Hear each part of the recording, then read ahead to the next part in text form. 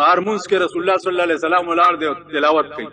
او د پیریانو یو عظیم جلوس تیرېدو ورته ودرېدو چې وای ورېدو او څو وخت خپل وطن ته لاړ پیریان نو خپل دنیا راغونډه کړه پیریانو او ورته وی چې ان سمعنا قرانا عجبا يهدي الى الرشد مونږ داسې قران واورېدو چې هغه سړی ته د سمې لارې هدایت کوي پیریان ټول لیونی او راله رسول الله صلی الله علیه وسلم ته دعوت د تبلیغ ورکړه چې تراشه مونږ ته تبلیغ وکاو دا قران مونږ ته مو وایل رسول الله صلی الله علیه وسلم مستقل وخت پیریانو تلاړو دنیا په هغه ورځ یو دوه کسه ماته راځي ایو چې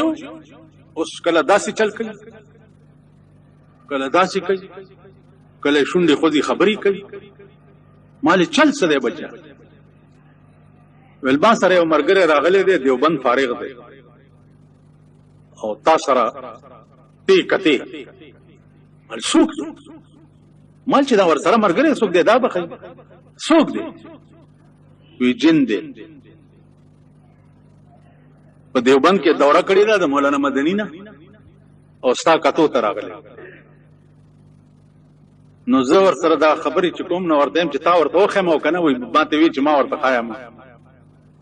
او دومره ورته وای چې ستا کتو ته راغلی نن په هر درس کې دا په خدای باور وکړي په دې چرخ خېلو کې یو افس دی چې هغه په پړندو سترګو حج تطلو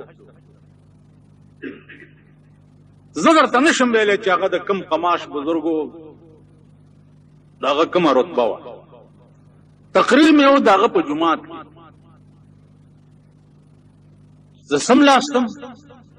د شپې 2 بجې وی چې څه आवाज مې وخت راغی چې سترګې مې پرانیستې چې ګورم یو شل 15 الکان ناشتي سپینې ټوپۍ په سر دي